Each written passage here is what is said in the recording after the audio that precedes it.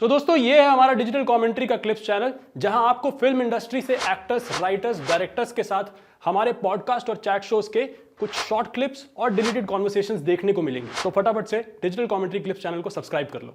When you say that Showman is such a small character, but yet memorable, Yeah. it's because of Karan Johar.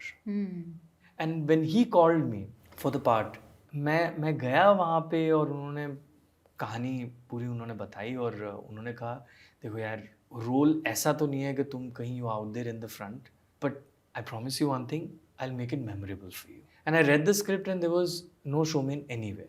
But he had promised me, he said that, Namit, I improvise a lot on the set. And I also taken your suggestions, which he did. So it's very Collaborative. it's very collaborative.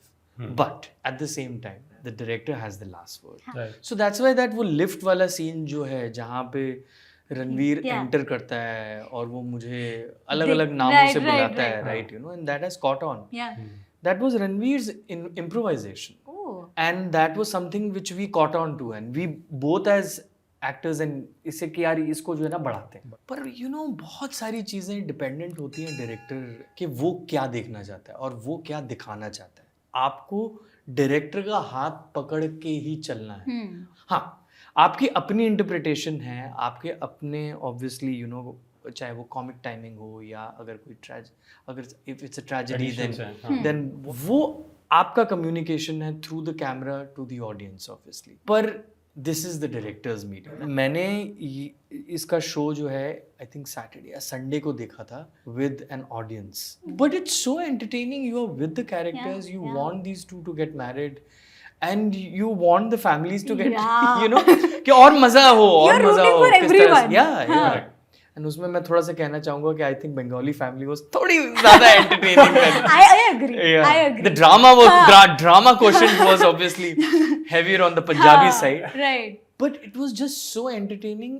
That is the magic of cinema, right? That is the magic of films, right? Karan Johar also. Part of being an actor gives me this joy. इतने सारे लोगों को आप play कर सकते हैं. एक मेरे बहुत अच्छे दोस्त हैं, मैंने उनके साथ एक शो किया था माफिया, वो लिख रहे थे. Birsa Dasgupta was directing it. And one day I was just asking him and I said Rohan you tell me यार what does an actor do actually.